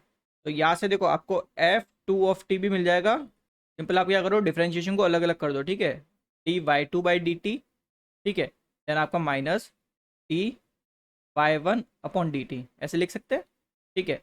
इसी को और थोड़ा सिंप्लीफाई करके लिखना है तो आप इसको ऐसे लिख सकते हो जैसे b, ठीक है, ब्रैकेट सिंपल क्या आ जाएगा देखो y2, यहाँ पे आप लिख लो डॉट। डॉट का मतलब होता है कि एक बार सिंगल डिफरेंशिएशन है, डबल डॉट होते हैं डबल डिफरेंशिएशन, ठीक है। y2 डॉट माइनस और y1 डॉट, ठीक है। तो ये आपको मिल गया F2, यहाँ तक ठीक है आपका। अब देखो आपने सिंपल डी एलम्बर्ट्स प्रिंसिपल मैंने आपको पढ़ा दिया, ठीक है। तो according to D'Alembert's principle, D'Alembert's principle क्या कहता है, जो भी आपका एक्सटर्नल फोर्स है वो आपका बराबर होता है जो भी अपोजिंग फोर्स है, या फिर बोल सकते हो रजिस्टिंग फोर्स के। तो एक्सटर्नल फोर्स या आपका M2 के लिए हमने क्या देखा Ft, इसका अपोज कौन कौन कर रहा है आपका, एक तो आपका कर रहा है देखो F(K2)T, ठीक है, प्लस दूसरा आपका है F(2)T, ठीक है। तो ये आपका डी एलम्बर्ट्स प्रिंसिपल से हमें ये एक्सप्रेशन मिला है।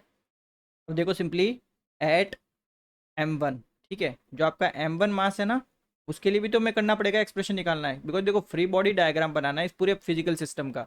M2 वाला सिस्टम तो हमने चलो कर दिया, अब M1 वाला बचा है, ठीक है।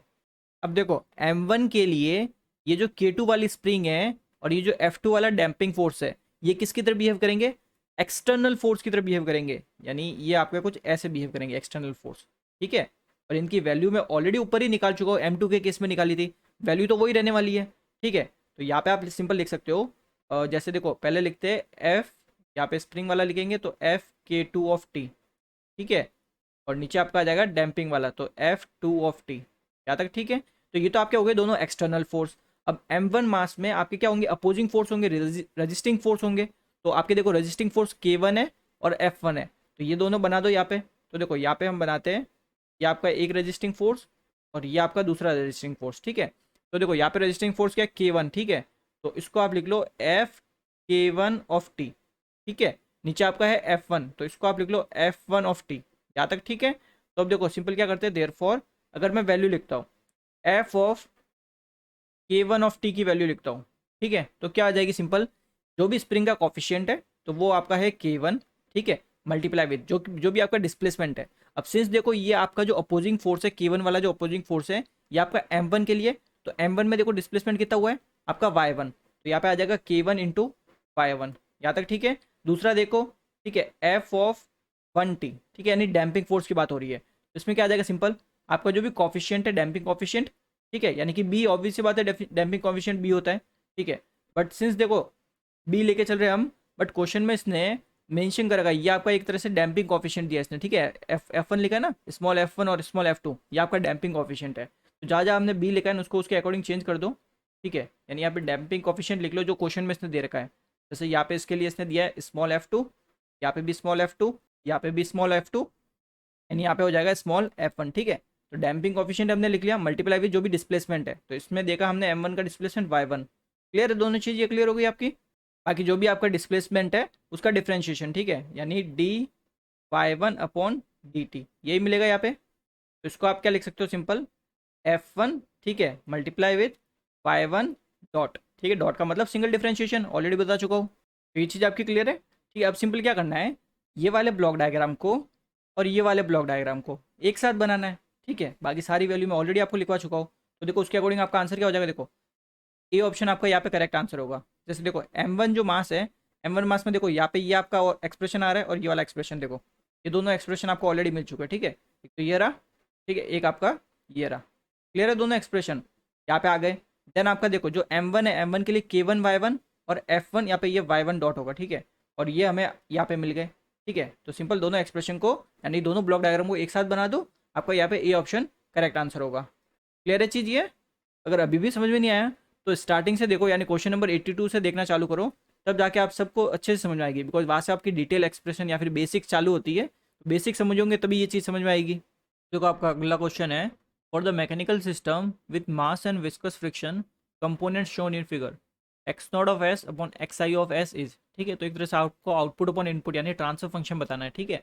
तो यहाँ पे आपको देखो एक सिंपल मैकेनिकल सिस्टम दे रखा है, अब यहाँ पे देखो कुछ बेसिक आपको पता होना चाहिए, ठीक है, स्टार्टिंग से देख रहे हो तो बेसिक आपको ऑलरेडी पता होगा। जैसे ही देखो जब आपकी डैम्पिंग की बात होती है, ठीक है, डैम्पिंग फोर्स जो आप पढ़ते हो ना, जिसको आप लिखते हो एफ, ठीक है, डैम्पिंग फोर्स आपका होता है एफ बी ऑफ टी, ठीक है, F B of T is equals to जो भी आपका डैम्पिंग कोफिशिएंट है बी मल्टीप्लाई विथ जो आपका डिस्प्लेसमेंट हो रहा है, वो जो आपका डैम्पिंग वाला जो पिस्टन है उसमें जो आपका डिस्प्लेसमेंट हो रहा है, कितना वो डिस्प्लेस हो रहा है उसका डिफ्रेंशिएशन, ठीक है, तो डी बाई डी टी, ठीक है, डी बाई डी टी, मान लेते हैं आपकी एक्स डिस्टेंस वो डिस्प्लेस हुआ है तो D x by D T हो जाएगा ये, ठीक है। एंड आपका जो कोई मास होता है, ठीक है, उस मास पे अगर आपने फोर्स पढ़ा हो तो मैंने बताया था इनर्शिया फोर्स, ठीक है, जिसको हम लिखते थे F M of T, F M of T, ठीक है, ये कितना होता था, जो भी आपका मास है मल्टीप्लाई विथ आपका आता था डबल डिफ्रेंशिएशन ऑफ जो भी आपका डिस्प्लेसमेंट है, ठीक है, डी डबल डिफ्रेंशिएशन ऑफ, ये अब डबल डिफ्रेंशिएशन कैसा आता था ये मैं ऑलरेडी आपको सब चीज़ें समझा चुका हूँ, ठीक है ऑलरेडी। अब देखो जैसे ये आपको सिस्टम दे रखा है, यहाँ पे अगर मैं लिखता हूँ जैसे देखो इस पॉइंट पे यानी B2 के लिए, ठीक है, यहाँ पे लिखूंगा एक बार इस M के लिए लिखूंगा, और यहाँ पे देखो ये आपका एक तरह से एक्सटर्नल फोर्स की तरफ काम करेगा, ठीक है, जो B1 है ना यहाँ पे आपका एक्सटर्नल फोर्स आएगा। तो देखो अगर यहाँ पे आप लिखते हो इसको मैं 1 दे देता हूँ, इसको 2 दे देता हूँ, इसको 3 दे देता हूँ, ठीक है, तो यहाँ पे अगर मैं लिखता हूँ इनके अकॉर्डिंग, तो जैसे फर्स्ट अगर यानी कि B1 के लिए अगर मैं लिख रहा हूँ तो B1 के लिए क्या, सॉरी B2 के लिए, ठीक है, तो ये आपको हो जाएगा B2, ठीक है, डिफरेंशिएशन किसका आएगा आपका जो डिस्प्लेसमेंट हुआ है, तो डिस्प्लेसमेंट यहाँ पे इसने एक्स नॉट दे रखा है, ठीक है, तो यहाँ पे हो जाएगा D x naught upon D T, ठीक है, यही होगा। सेकंड देखो जो आपका मास है, ठीक है, इस पर्टिकुलर मास के लिए लिखेंगे तो मास में क्या होता है सिंपल एम, ठीक है, डबल डिफरेंशिएशन ऑफ जो भी डिस्प्लेसमेंट हुआ है, डिस्प्लेसमेंट आपका एक्स नॉट है तो यहाँ पे आ जाएगा double differentiation of x not, ठीक है, अपॉन ये आपका आ गया डी टी टू, ठीक है। अब थर्ड पॉइंट देखो, थर्ड पॉइंट आपका क्या है, एक तरह से एक्सटर्नल फोर्स की तरह बिहेव कर रहा है, ठीक है, ये आपका एक तरह से एक्सटर्नल फोर्स है। तो देखो यहाँ पे क्या हो जाएगा सिंपल, यहाँ पे हो जाएगा देखो सिंस क्या है B1 है ना डैम्पिंग वाला है, तो यहाँ पे आ जाएगा B1, ठीक है, डॉट इसका आएगा डबल सिंगल डिफरेंशिएशन आएगा, ठीक है, और डिफरेंशिएशन आपका आता है डिस्प्लेसमेंट का। तो ध्यान से देखो यहाँ पे डिस्प्लेसमेंट कितना हो रहा है, देखो इस पर्टिकुलर पॉइंट पे आप देखते हो तो आपका एक्स आई हो रहा है, अब देखो इस पर्टिकुलर पॉइंट पे देखते हो तो एक्स नॉट हो रहा है, ठीक है, सिंस यहाँ पे आपका B1 लगा है ना तो इन दोनों का जो डिफरेंस होगा वो एक्चुअल में आपका डिस्प्लेसमेंट होगा b1 का। तो इन दोनों का डिफरेंस कितना हो जाएगा, simple x I minus x not. ये चीज़ आपकी क्लियर है? यानी कि अब जो b1 वाला जो फोर्स है ना वो एज ए एक्सटर्नल फोर्स की तरह काम कर रहा है, ठीक है। अब सिंपली आपको क्या करना है, डी-एलेम्बर्ट्स प्रिंसिपल लगाना है। डी-एलेम्बर्ट्स प्रिंसिपल मैं ऑलरेडी समझा चुका हूँ। यानी कि सिंपली आपको क्या करना है, डी-एलेम्बर्ट्स प्रिंसिपल से क्या होगा, आपका जो भी आपका एक्सटर्नल फोर्स है वो आपका बराबर होगा अपोजिंग फोर्स के, या फिर बोल सकते हो रेजिस्टिंग फोर्स के, ठीक है। तो यहाँ पे सिंपल आपका देखो ये हो जाएगा एक्सटर्नल फोर्स यानी b1, ठीक है, double differentiation x I minus x not, ठीक है। ये आपका आ गया एक्सटर्नल फोर्स, ये बराबर होगा अपोजिंग फोर्स के। तो अपोजिंग फोर्स यहाँ पे आपके दो है, p2 D x naught upon D T, ठीक है। देन यहाँ पे आ गया आपका plus m double differentiation x naught upon D T, यही मिलेगा आपको, ठीक है इतना। अब सिंपली क्या करो, इसको ब्रैकेट को ओपन कर देते हैं, ठीक है। यहाँ पे तो ये आपका आ जाएगा देखो b1 T upon D T, ठीक है। ये आपका एक बार आ जाएगा एक्स आई के साथ, then minus b1 T X naught upon D T, यहाँ तक ठीक है आपका, बराबर ये आपका आ गया b2 D x naught upon D T plus m double differentiation. अब देखो सिंपली क्या करो, इसका आप ले लो लाप्लास ट्रांसफॉर्म, ठीक है, लाप्लास ट्रांसफॉर्म, ठीक है इतना। तो Laplace transform already differential equation जो होती है उनका लाप्लास ट्रांसफॉर्म मैं बता चुका कैसे करते हैं। तो ये आपका b1 एज इट इज, ठीक है। अब यहाँ पे क्या देखो एक्स आई का डिफरेंशिएशन है, ठीक है। तो सिंगल बार डिफरेंशिएशन है, तो सिंगल बार डिफरेंशिएशन है तो यहाँ पे आ जाएगा एस की पावर 1, ठीक है। सिंगल बार है तो ये एस आ गया सिंपल, ठीक है, इसकी पावर होगी 1, ठीक है, इंटू ये आपका जो एक्स आई है ये आपका हो गया एस डोमेन में अब, ठीक है, माइनस यहाँ पे आ गया b1, ठीक है, सेम एस की पावर 1 और आपका एक्स नॉट आ गया एस डोमेन में, बराबर यहाँ पे क्या हो जाएगा सिंपल b2, ठीक है, एस की power 1 because single bar differentiation है, और यहाँ पे आ गया एक्स नॉट एस डोमेन में, प्लस यहाँ पे आपका आ गया दो मास, ठीक है, एस का स्क्वायर, स्क्वायर क्यों आया, बिकॉज यहाँ पे डबल डिफरेंशिएशन है, ठीक है, मल्टीप्लाई विथ आपका क्या देखो एक्स नॉट का डिफरेंशिएशन है तो यहाँ पे आ गया एक्स नॉट एस, यहाँ तक ठीक है आपका। अब क्या करो सिंपल, आपको निकालना है x not S upon x I S, तो सिंपल एक्स नॉट को एक साइड और एक्स आई को एक साइड, तो यहाँ पे आ जाएगा आपका देखो एक्स नॉट एस, ठीक है। अब जो जो है मैं सब कॉमन में ले लूँगा और एक साइड शिफ्ट कर रहा हूँ, ठीक है। तो ये आपका आ जाएगा देखो सिंपल एस बी टू, ठीक है, एस बी टू, देन आपका देखो प्लस एम एस स्क्वायर, ठीक है, देन यहाँ पे आ जाएगा माइनस, देखो सिंपली क्या करते हैं, ठीक है, कॉमन लेते हैं। तो देखो यहाँ पे आ गया एक्स आई एस, ठीक है, इसको मैंने कॉमन ले लिया, तो यहाँ पे आ गया देखो b1 इंटू एस, ठीक है। अब आपकी जो राइट हैंड साइड है वहाँ से भी जो आपके एक्स आई वाली टर्म है उसको एक साथ ले लो, ठीक है। देखो कोई अवेलेबल है क्या, आपकी एक भी नहीं है, ठीक है। तो सिंपल आपका यही आएगा, तो एक्स आई एस तो ये आ गया, इस साइड आपका देखो एक्स नॉट एस आपका, ठीक है, एक्स नॉट एस को आप कॉमन ले रहे हो, तो अंदर क्या क्या बचता है देखो, ये आपका आ गया एस बी टू, ठीक है, प्लस ये आपका आ गया एम एस स्क्वायर, देन यहाँ पे ये माइनस वाली टर्म है उस साइड आएगी तो प्लस की हो जाएगी, प्लस b1 एस, ये मिलेगा। तो हमें क्या निकालना है, एक्स नॉट एस, ठीक है, x not S upon x I S निकालना है। सिंपल देखो सारी वैल्यू हमें ऑलरेडी पता है, तो यहाँ पे क्या करेंगे, सिंपल ये पुट कर देंगे, तो ये आपका आ जाएगा देखो b1 एस अपॉन नीचे आपका आ गया देखो एस बी टू, ठीक है, plus M S two plus b1 S, यही मिलेगा आपको, ठीक है। अब सिंपली क्या करो आप नीचे से एस कॉमन ले लो, ठीक है। तो नीचे से एस कॉमन लोगे तो देखो ऊपर वाली टर्म में एस है वो कैंसिल आउट हो जाएगा, ठीक है। तो इसको मैं डायरेक्ट लिख लेता हूँ, नीचे आपको मिल जाएगा ये b1 एस, ठीक है, b1 मिल जाएगा, सिंपल एस आपका कैंसिल आउट हो जाएगा, नीचे आप कॉमन लोगे ना, तो नीचे आपका क्या बचेगा देखो एम एस स्क्वायर प्लस यहाँ पे आ गया b1 प्लस b2, क्लियर है कैसा आया। सिंपल क्या किया आपने, डिनोमिनेटर से एस कॉमन लिया और ऊपर भी आपका एक एस था तो वो कैंसिल हो गया एक दूसरे से, ठीक है, और यहाँ पे ये सिंगल एस आएगा, एस स्क्वायर नहीं आएगा, ठीक है इतना सिंपल आप समझ गए ना। देखो मैं यहाँ पे कर भी देता हूँ, जैसे ये आपका b1 एस है, ठीक है। अब मैं क्या करता हूँ, नीचे मैं एस को कॉमन लेता हूँ, एस को अगर कॉमन लेता हूँ तो अंदर क्या बचेगा देखो, यहाँ पे आ गया b2 प्लस यहाँ पे आपका आ गया एम एस, ठीक है, प्लस यहाँ पे आपका आ गया b1, क्लियर है। तो यहाँ पे देखो एस से एस कैंसिल आउट हो गया, ठीक है, फिर ये हमें आंसर मिल गया। आप आंसर मैच कर सकते हो, देखो क्या होगा आपका, देखो आपका सी ऑप्शन एग्जैक्टली मैच कर रहा है, ठीक है, b1 upon M S plus b1 plus b2, ठीक है। तो सी ऑप्शन यहाँ पे आपका करेक्ट आंसर है। सिंपली आपको क्या करना है, ये आपको लिखने आने चाहिए, ठीक है, और ये मैं आपको बेसिक से एकदम बेसिक टू बेसिक जो होता है, ठीक है, वो सब समझा चुका हूँ। फिर बाद में ये तो मैं ऑलरेडी करवा ही चुका हूँ कि किसी भी डिफरेंशियल इक्वेशन का लाप्लास ट्रांसफॉर्म कैसे निकालते हैं, यानी जितनी बार डिफरेंशिएशन है ठीक है, यानी अगर जैसे थर्ड ऑर्डर है, थर्ड ऑर्डर का अगर डिफरेंशिएशन है तो एस क्यूब आ जाएगा वहाँ पे। ठीक है, सेकंड ऑर्डर है तो एस स्क्वायर आ जाएगा, फर्स्ट ऑर्डर है तो सिंपल एस आएगा। तो ये चीज़ मैं बता चुका हूँ। Mechanical system is as shown in the figure, the system is set into by applying a unit impulse force, assuming that the system is initially and ignoring friction. What is displacement xt of the mass? आपको simply displacement बताना है x of T. ठीक है, इसकी value आपको find out करनी है। तो देखो यहाँ पे इस फिगर में देखो, सिस्टम में एक्सटर्नल फोर्स आपका क्या है, टेल ऑफ टी। ठीक है, यानी ये इम्पल्स फंक्शन है। तो देखो ये स्प्रिंग क्या करेगी, इस एक्सटर्नल फोर्स का अपोज करेगी। तो मान लो इस डायरेक्शन में आपका ये फोर्स अपोज करेगा। ठीक है, और स्प्रिंग फोर्स मैंने बता रखा है किससे लिखते हैं, एफ के ऑफ टी से। ठीक है, एक और फोर्स होगा जो इसका अपोज करेगा, कौन सा होता है वो, आपका इनर्शिया वाला फोर्स जो होता है। ठीक है, वो इस डायरेक्शन में, इसके अपोजिट डायरेक्शन में, वो आपका हो जाएगा एफ एम ऑफ टी। इतनी चीज़ आपकी क्लियर होगी। ठीक है, तो सिंपल डी एल एम्बर्ट्स प्रिंसिपल लगाओ। क्या कहता है डी एल एम्बर्ट्स प्रिंसिपल, जो भी आपका एक्सटर्नल फोर्स है यानी डेल टी, ये आपका बराबर होगा जो अपोजिंग फोर्स है। ठीक है, अपोजिंग फोर्स यहाँ पे दो है, एफ एम ऑफ टी। ठीक है, देन प्लस ये आपका आ गया एफ के ऑफ टी। तो ये चीज़ आप समझ गए होंगे। और ये चीज़ कैसे लिखी हमने, ये हमने लिखे डी एलमर्ट्स प्रिंसिपल से। ठीक है, जो मैं आपको समझा चुका हूँ। अब देखो यहाँ पे सिंपली क्या कर सकते हो, पहले वैल्यू लिख लेते हैं। ठीक है, जैसे देखो del T equals to F M of T की वैल्यू मैं लिखनी आपको सिखा चुका हूँ। सिंपल आपका जो भी मास है, ठीक है, ये आपका हो गया मास, मल्टीप्लाई विथ क्या आएगा, डबल डिफ्रेंशिएशन ऑफ जो भी आपका डिस्प्लेसमेंट है। तो डबल डिफ्रेंशिएशन डी टू, आपका डिस्प्लेसमेंट यहाँ पे देखो क्या है, एक्स ऑफ टी। ठीक है, तो double differentiation of X of T, then plus spring वाला फोर्स। ठीक है, तो स्प्रिंग क्या होगा, सिंपल स्प्रिंग का जो भी स्टिफनेस कॉन्स्टेंट है यानी के, मल्टीप्लाई विथ जो भी आपका डिस्प्लेसमेंट है, डिस्प्लेसमेंट यहाँ पे आपका एक्स ऑफ टी। ये चीज़ आपको मिल गई। ठीक है, अब सिंपली क्या करो, इस इक्वेशन का लाप्लास ट्रांसफॉर्म निकाल दो यानी एल टी।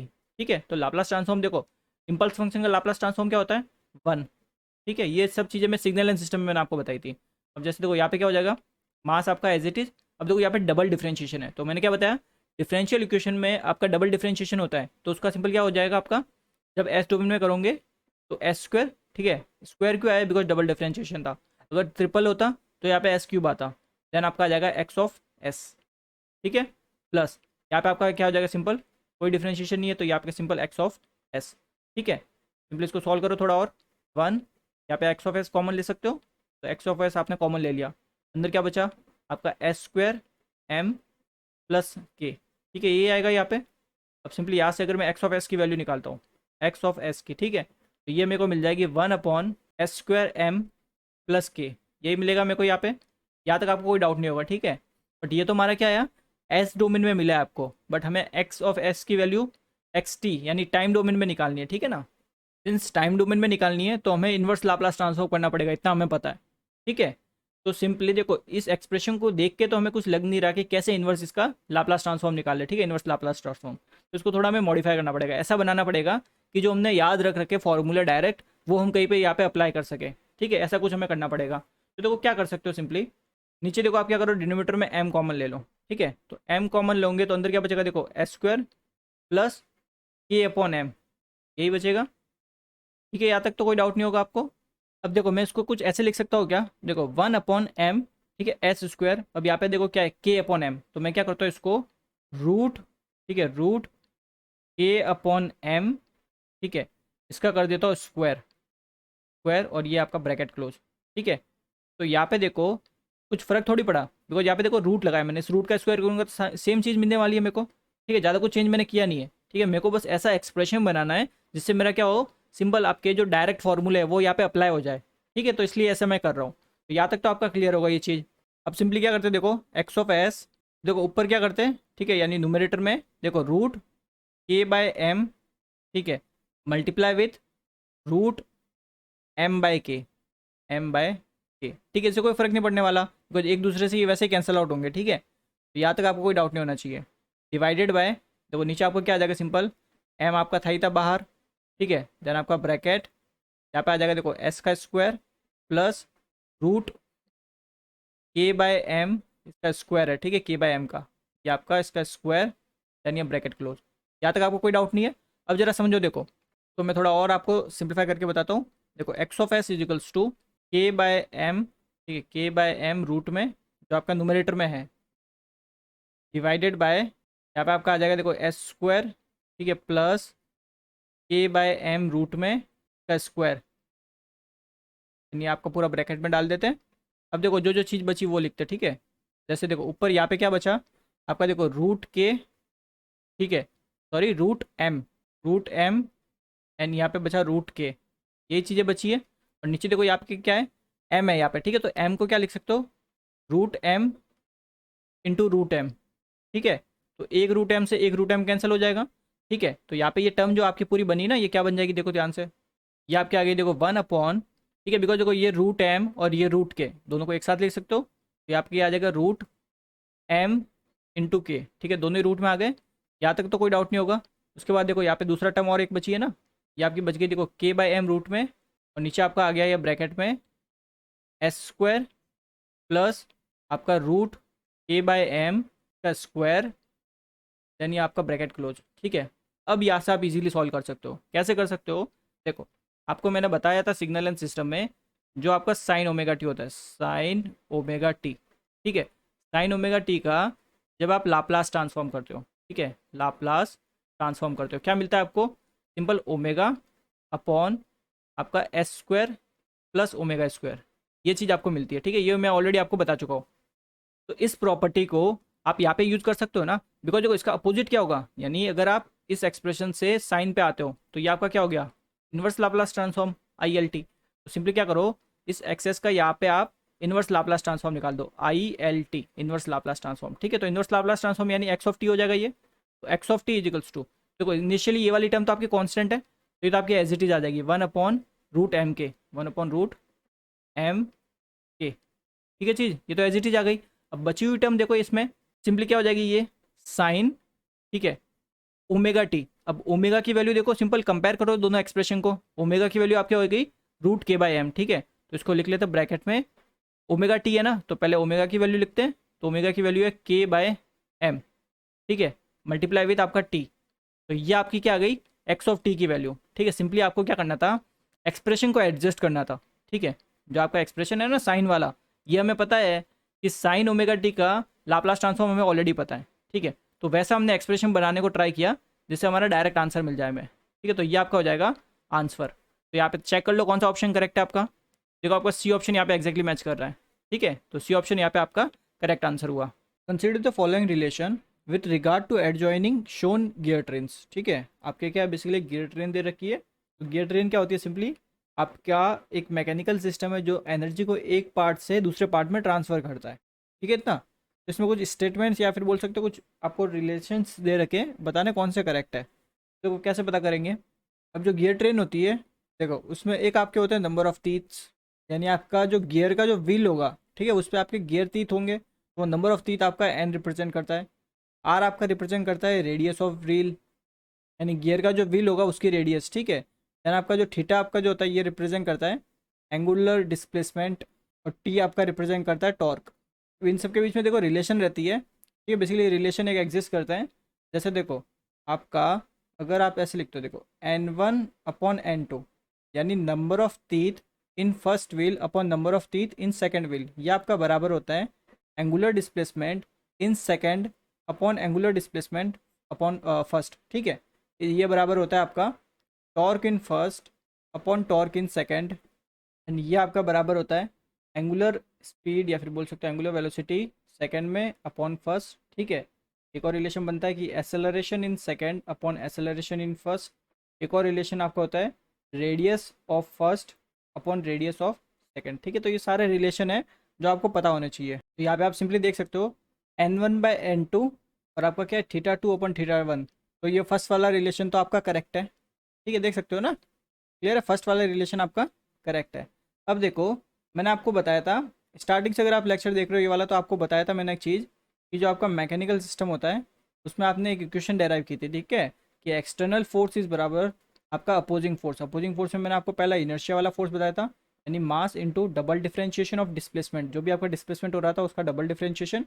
देन यहाँ पे आपका था डैम्पिंग कांस्टेंट या फिर damping coefficient multiply single differentiation of जो भी आपका डिस्प्लेसमेंट था, प्लस आपका स्प्रिंग कांस्टेंट मल्टीप्लाई जो भी आपका डिस्प्लेसमेंट था। ये हमने निकाली थी मैकेनिकल सिस्टम में, आपकी एक इक्वेशन निकाली थी, ठीक है।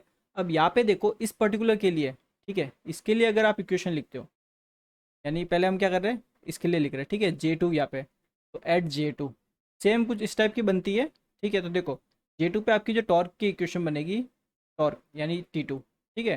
तो टॉर्क क्या हो जाएगा, देखो सिंस J2 पे लिख रहे हो तो पहले यहाँ पे इसका इनर्शिया वाला कांस्टेंट आ जाएगा, यानी J2 कांस्टेंट एक तरह से बोल सकते हो, J2 आ गया, ठीक है। मल्टीप्लाई, जैसे देखो यहाँ पे आपका डबल डिफरेंशिएशन होता था ना, किसका होता था, डिस्प्लेसमेंट का। इस केस में आपका डिस्प्लेसमेंट का नहीं, इस केस में आपका होता है एंगुलर डिस्प्लेसमेंट आता है, ठीक है। तो double differentiation of angular displacement यानी थीटा 2, ठीक है। डबल डिफरेंशिएशन, यहाँ तक क्लियर है। देन देखो प्लस, अब देखो इसके बाद यहाँ पे क्या आपका देखो B2 है, तो ये आपका आ गया B2, ठीक है। अब क्या आएगा इसमें आपका डिस्प्लेसमेंट का नहीं, एंगुलर डिस्प्लेसमेंट का डिफरेंशिएशन, तो d θ2/dt। तो ये चीज़ आपकी क्लियर है। तो ये आपकी टॉर्क की इक्वेशन आ गई J2 के यहाँ पे। तो ये देखो एग्जैक्टली ये कि ये इक्वेशन आपका देखो सेकंड वाले ऑप्शन में, तो सेकंड वाला ऑप्शन भी आपका करेक्ट है, ठीक है। अब आगे देखते हैं, जैसे मेरे को देखो मेरे को क्या करना है, T1 निकालना है, ठीक है। T1 टॉर्क है ना, जो आपका यहाँ पे T1 टॉर्क है, मेरे को इसकी वैल्यू निकालनी है। तो कैसे निकाल सकते हो, देखो देखो हमें एक रिलेशन ऑलरेडी पता है कि T1/T2, ठीक है। Torque of first upon torque of second is बराबर किसके होता है आपका, ये N1/N2, ठीक है। तो यहाँ से आप सिंपल टॉर्क वन की वैल्यू निकाल सकते हो। T1 आपको क्या मिलेगा यहाँ से, N1/N2 मल्टीप्लाई विथ आपका टॉर्क T2। ये रिलेशन आपका क्लियर है। अब देखो एक और रिलेशन यहाँ पे देखो एक बार ध्यान से, आपका होता है N1/N2, ठीक है। N1/N2 ये आपका बराबर होता है θ2/θ1, ठीक है, एंगुलर डिस्प्लेसमेंट।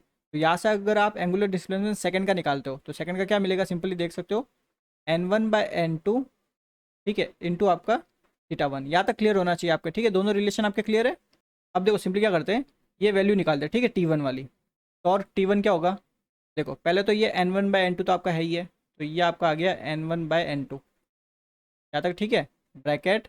अब देखो अंदर आपका क्या आ गया, देखो T2 की वैल्यू रखनी है, तो T2 की वैल्यू हमने ऑलरेडी निकाल दी है, तो यहाँ से पुट करते हैं। देखो ये आपका आ गया J2, ठीक है। देन देखो डबल डिफरेंशिएशन, अब देखो डबल डिफरेंशिएशन किसका आएगा, आपके θ2 का डबल डिफरेंशिएशन, और θ2 की वैल्यू हमने ऑलरेडी निकाल दी, तो यहाँ पे डायरेक्ट पुट कर सकते हो, यानी N1/N2, ठीक है, इंटू θ1, यही वैल्यू है। तो यहाँ तक तो आपका क्लियर होगा ये चीज़। देन आपका देखो प्लस P2 t/dt।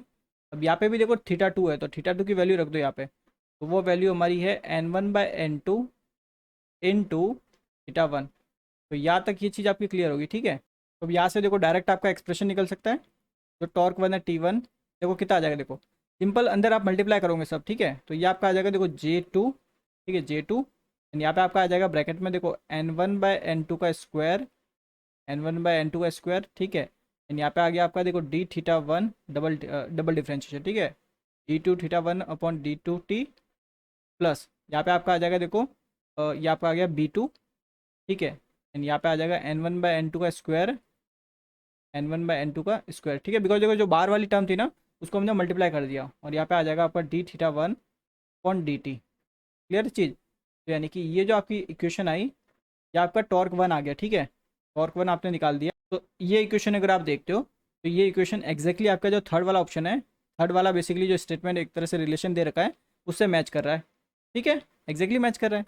तो तीनों के तीनों स्टेटमेंट आपके मैच करवा दिए हमने, तो तीनों के तीनों ऑप्शन आपके करेक्ट है, यानी कि बेसिकली तीनों के तीनों रिलेशन आपके करेक्ट है। तो ये ऑप्शन यहाँ पे आपका करेक्ट आंसर होगा।